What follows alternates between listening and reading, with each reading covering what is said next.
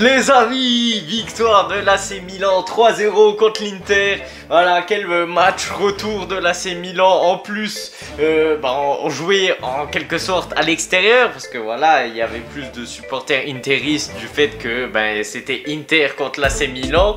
Enfin bref, du coup, Milano et Rossonera.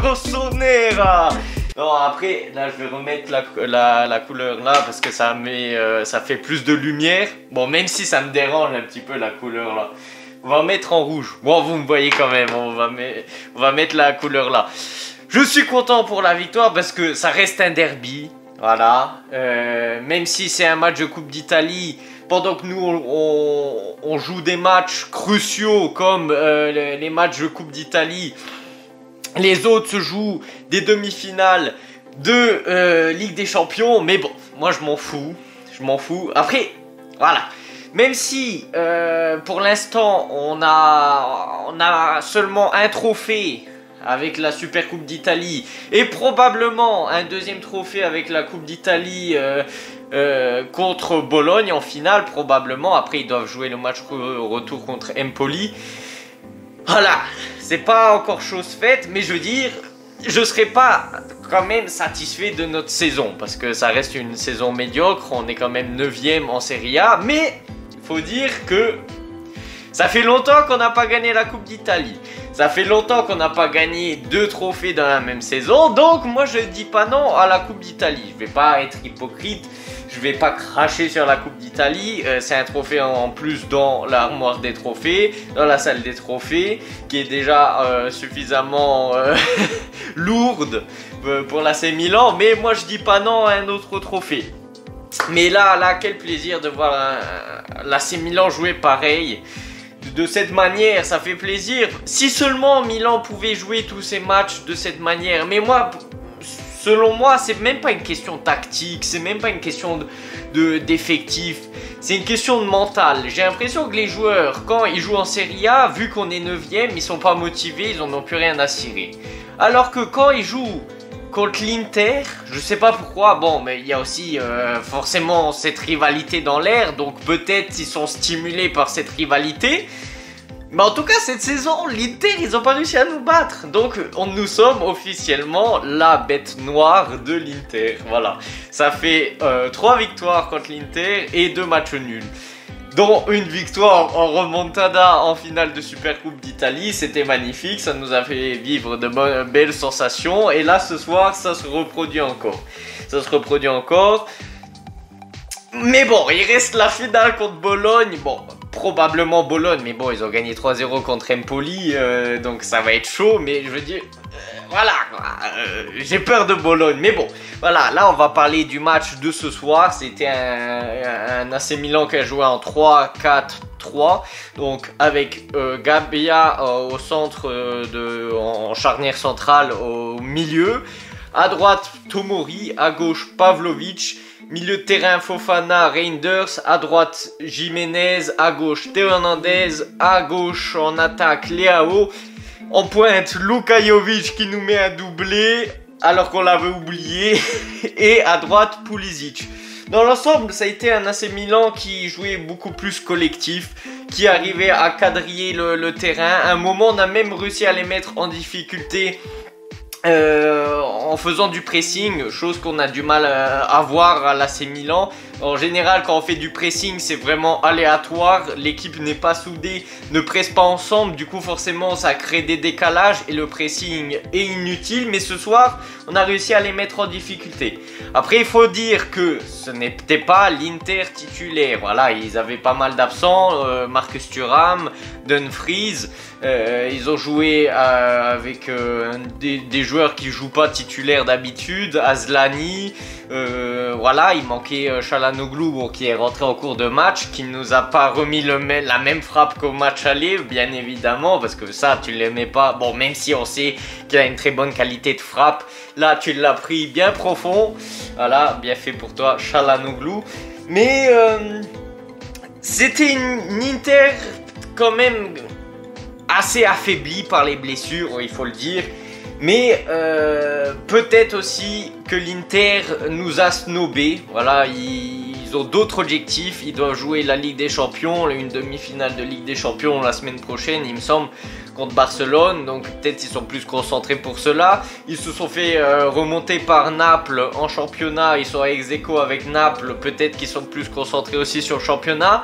Et la Coupe d'Italie, ils l'ont souvent gagnée. Donc certainement qu'ils n'étaient pas concentrés. Ils en avaient rien à cirer de la Coupe d'Italie. Ils préfèrent 1000 fois se concentrer pour gagner une Ligue des Champions ou le championnat italien qu'une Coupe d'Italie, ce que je peux comprendre. Mais après, ça reste quand même un derby. Inzaghi, ça se voyait qu'il était énervé de perdre, même si là, il va pas essayer de chercher une excuse de l'arbitrage, de pourquoi. Parce qu'à chaque fois, Inzaghi il perd, il trouve toujours une excuse sur l'arbitrage. Là, il aura rien à dire parce qu'il s'est pris 3 poires dans la gueule. 3 poires. Tous des beaux buts en plus. Bon, peut-être pas le deuxième, voilà, c'est sur corner. J'aime pas les buts sur corner, mais ça fait longtemps qu'on n'en marquait pas, donc je dis pas non. Premier but, belle passe décisive de Jiménez pour Luka Jovic qui marque de la tête, alors qu'il n'est pas très grand. Mais là, c'était une belle combinaison. Tout part de Théo Hernandez qui la passe à Reinders, il me semble, qui la passe à Fofana, Fofana la passe à Jiménez, et Jiménez fait un très beau centre sur la tête de Luka Jovic. Ça fait 1-0. Ça fait 1-0. Après, Luka Jovic qui vient enterrer encore une fois l'Inter avec son deuxième but sur corner. Voilà, renard sur des surfaces. Là, devant la surface de réparation, avec Barella qui nous fait une passe décisive, je dis pas non, ça fait 2-0. Puis, ce qui m'a plu, c'est que même quand on gagnait 2-0, on n'a jamais souffert l'Inter. On a continué d'attaquer, on a continué de presser, contrairement au match contre l'Atalanta quelques jours en arrière, où dès qu'on défendait en fait et qu'on arrivait à récupérer le ballon, on l'a balancé loin devant. Là, cette fois-ci, dès qu'on arrivait à défendre l'Inter, on repartait en contre-attaque. On la dégageait pas au pif devant, on partait en contre-attaque. Bon, même si l'Inter, comme je l'ai déjà dit, n'a pas été ultra dangereuse ce soir, mais ils nous ont quand même mis une barre transversale avec Di Marco, qui est un excellent joueur. Bon, peut-être pas supérieur à Théo Hernandez, mais c'est un très bon joueur, il faut l'admettre. Mais à part ça, oui, bon, si Mike Maignan a fait quelques belles parades quand même. J'ai une parade sur Devray, il me semble. Voilà, après il y a d'autres parades où l'Inter était hors jeu, mais sinon, voilà, rien à dire de Mike Maignan. En plus, il revenait de son traumatisme crânien. Voilà, très bon boulot.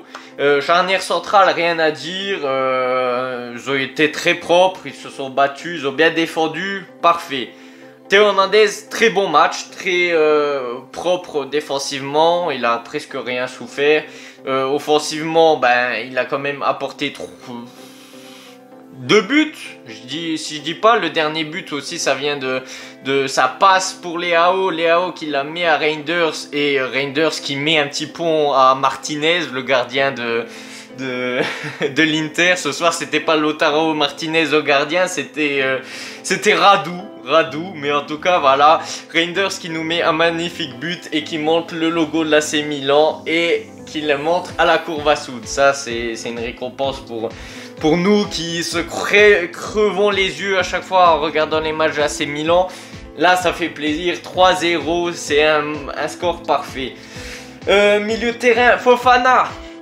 Il a récupéré énormément de ballons. Après, c'est juste dans les derniers mètres, il fait toujours le mauvais choix. Mais bon, là, je vais rien lui dire parce qu'il a quand même été utile. Reinders, il a fait un match incroyable. Il a fait des combinaisons. Même avant le but, hein, il était très actif là devant.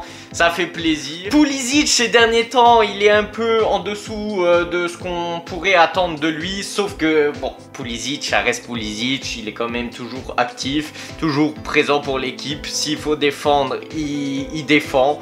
Et voilà. Bon, je vais revenir à Leao. En soi, hein, Leao, en termes de dribble et tout ça, de dribble réussi, il les a presque tous loupés. Parce que Bissek, là, le défenseur central de l'Inter, ce soir, il l'a neutralisé. Hein. Il a réussi 0 dribble contre Bissek, hein, surtout en première mi-temps.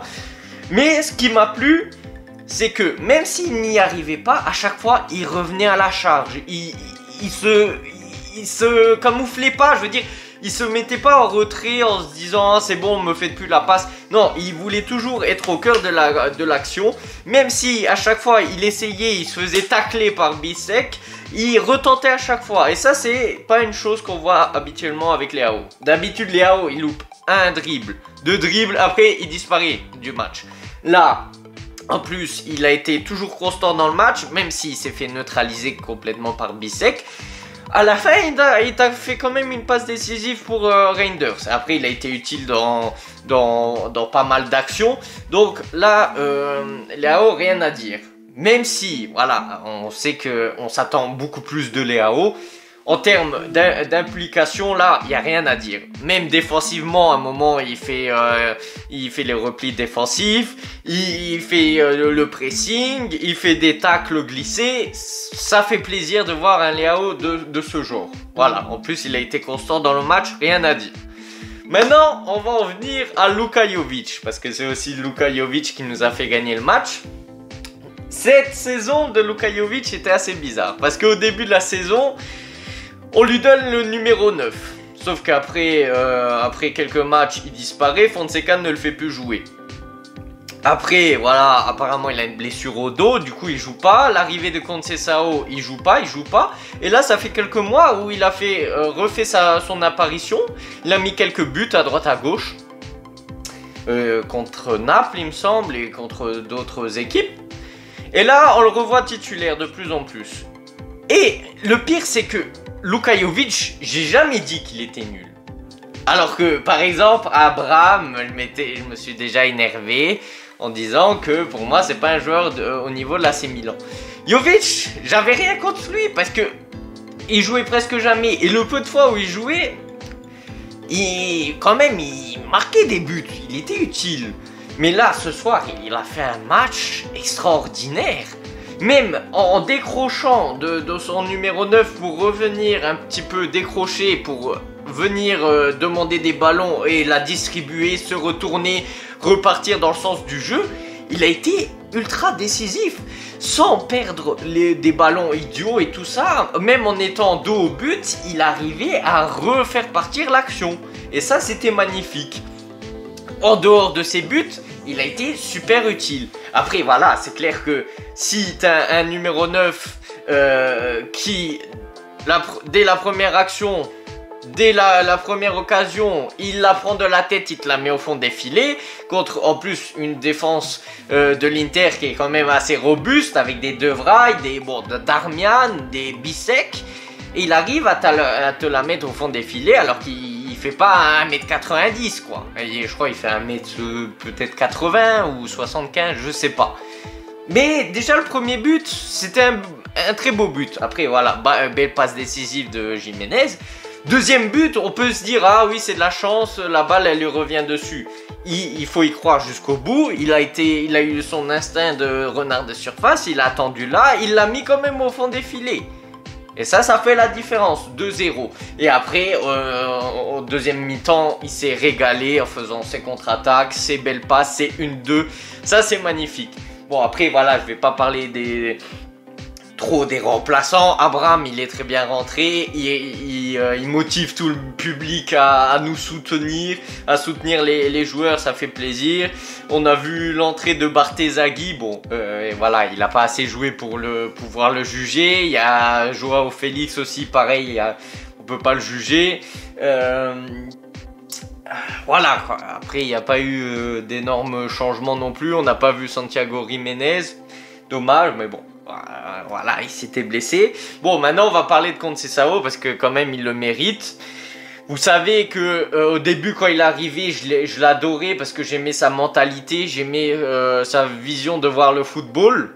Après, au fur et à mesure du temps, ça a empiré. Ces derniers temps, il se plaignait comme quoi on lui manquait de respect parce que les journalistes parlaient déjà du prochain entraîneur pour la prochaine saison.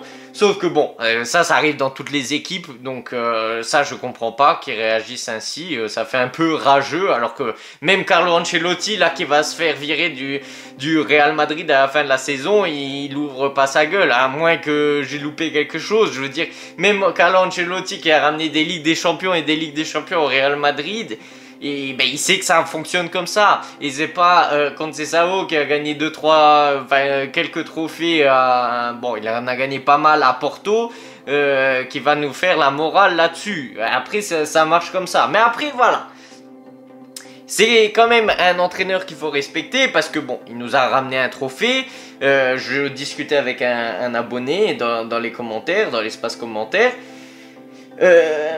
C'est vrai que quand même, en quelques mois, il nous a ramené quand même un trophée et peut-être si tout se passe bien, après il faut pas sous-estimer Bologne s'il passe, mais peut-être 2 trophées. C'est vrai que on a 2 trophées en une saison et encore on n'y est pas encore. Ben, un trophée, ça fait longtemps que c'est pas arrivé. La dernière Super Coupe d'Italie qu'on a gagnée c'était en 2016 et la dernière Coupe d'Italie c'était peut-être en 2003 si je dis pas de conneries, donc ça date si je dis pas de conneries. Hein.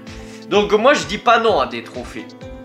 Après peut-être, moi j'ai toujours dit, Conceição peut-être depuis, s'il était arrivé dès le début de la saison, peut-être que ça aurait été autre chose.